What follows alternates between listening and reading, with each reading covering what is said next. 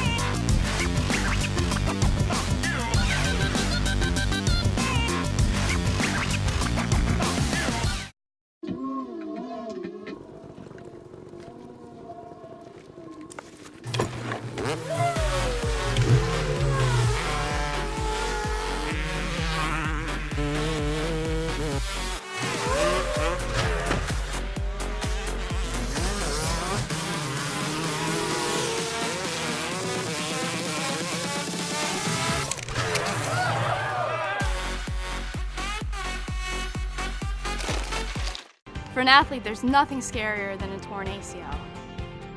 Athletes trust us with their care and their careers because we're a recognized leader in sports medicine. Get back to your active life sooner with MedStar Sports Medicine. Wise Market's ice cream plant is based in Sunbury, Pennsylvania, and locally owned and operated. We've been making our ice cream for nearly 50 years. We create roughly 70 flavors of ice cream right now. We use local ingredients, especially our cream, which is from our milk plant. The cream is what gives our ice cream a rich and creamy texture. Now, together with our customers, we've created a product called Peanut Butter Indulgence, which will be coming out this summer. It's a peanut butter ice cream with sea salt caramel swirl, chocolate-covered pretzel. How can you go wrong with that? Personally, I love our ice cream. If you come to our house at any given time, you'll find at least 5 packets of ice cream in our freezer. Our kids grew up eating Wise quality ice cream, and now we get to treat our grandchildren to it. It's been a pleasure for me to be tasting ice cream for over 40 years for Wise Markets, and I'm loving every minute of it. Welcome, fans, to another edition of the Tiger Football Report. I'm your host, Spiro Morekas, joined by head coach Rob Ambrose. And, Coach, the Tigers get over the 500 mark to go to 2-1 as you defeated St. Francis 16-14, and the second time in the last 4 games Towson football has played. Aiden O'Neill wins the game at the buzzer with a field goal. It's got to be nice to know you got that kid in your back pocket. He is truly a talent. It's really cool when you're in a game like that. It's a very tense, high-end kind of game. And you turn and look at your kicker. And you basically read his body language and his eyes. And he's as calm as a guy standing in line to get a cheeseburger at McDonald's. Okay, you want to go kick some? Sure, let's go kick some. It's all good. He gave me a distance, which I know I had to kind of get the ball to. And then we had a conversation about the hashes, but I really have no doubt whatsoever in him. None. Well, it was perfect. The kick was perfect. The Tigers win 16-14, a very tough football game. And you said going in, this St. Francis team is very talented on both sides of the football. They had outscored their opponents 100-9 in the first 2 games. And you were able to move the ball. I mean, you racked up the yardage, just could not get into the end zone except for one occasion. We, actually we did get into the end zone once. It just was missed by all the people that were watching.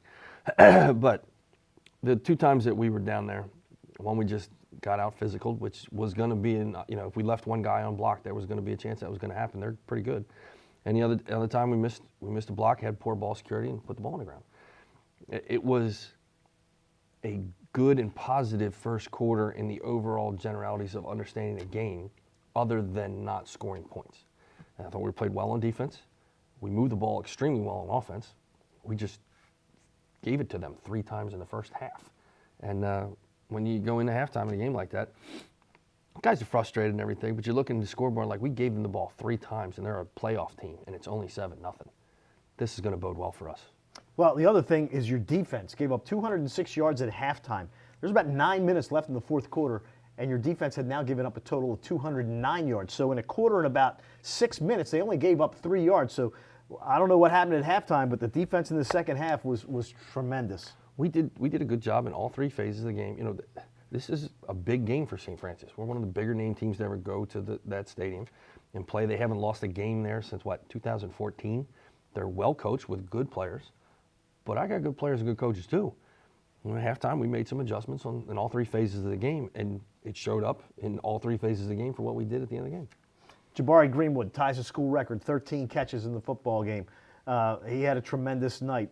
And your quarterback, Ryan Stover, redshirt freshman, also had a very good night. He's been honored by the CAA this week. Aiden O'Neal's been honored by the CAA this week. What about Jabari Greenwood, the transfer out of Kentucky? The thing I like about him, and clearly anybody who's watching this guy's got a skill set. I mean, he's a tall, lanky guy, but he can run. He's got good hands, physical, smart. Went to Gonzaga, went to Kentucky, and came to us. And you would have thought that a kid with that kind of pedigree would walk in the door like, I'm here, I got this. Some of the greatest moments of Saturday happened after the game in a discussion that he and I had about a little practice thing that we had talked about that he did during the game, and it paid off for him tenfold. He's talented, but he's hungry. And he's not hungry for the ball, he's hungry to get better. He doesn't care how many balls he doesn't care how many balls he caught. He just cares that we won. And he wants to get better at what he does badly. He hasn't arrived. He's never comfortable. He's always working. And it doesn't really matter what position you play. That's the kind of kid you want to coach. The other thing that we saw was that your offensive line, the first two games, the rushing game wasn't really running at full speed. This week you were able to come up with big yardage running the football. Against multiple guys in the box, big dudes that are good at stopping the run. We had a much different tempo. You called it, we moved faster. We moved more confidently. We moved more aggressively, and it paid off in the run game. And it wasn't because it was a guy. Shane ran well, Shane got hurt, but Adrian Platt scored his first touchdown, and Kobe Young did really well with the ball in his hands. And we're down to the second half of that game, we're down to tailback number 3 and tailback number 4, and we're running the ball like we want to. And that's a good sign, not just for that game, but for the rest of the year and for the years to come. You're talking about two guys that are in their true freshman year, and they're carrying the rock. And they're getting the handoff from a redshirt freshman. So freshmen all over the place. Also, in this football game, we saw that your team did not get down. Even though they were trailing, I'm sure on the sideline that there was confidence when the offense had that ball, that last drive, to take it down the field to get Aiden O'Neal set up to kick the game-winning field goal. After being on the sidelines for as many years as I have, you tend to understand the noise that your team makes and what that means and how it represents them. And when they had that big, long pass right after we'd gone up, there was a collective, damn. And then there was a, look at all the time on the clock. No worries, whatever. They score, we'll be all right. We might hold them anyhow. Like it's a, we believe. And situations like that can't be manufactured. I can't create that in practice. I really can't. And until you live through the experience of that and come out on the end like we did, you can't grow like in the way that we just did. We ended the season like that last year, and then we just picked up where we left off in week 3. I like where we're going. And that is the end of the non-conference schedule for the Tigers. So things are going to get easier now because the CAA starts this Saturday. Join Coach Ambrose and I later on this week when we will discuss the Tigers opener in the CAA against the Seawolves of Stony Brook. So for head coach Rob Ambrose, I'm Spiro Morekas. We thank you for watching another edition of the Tiger Football Report. And as always, go Tigers.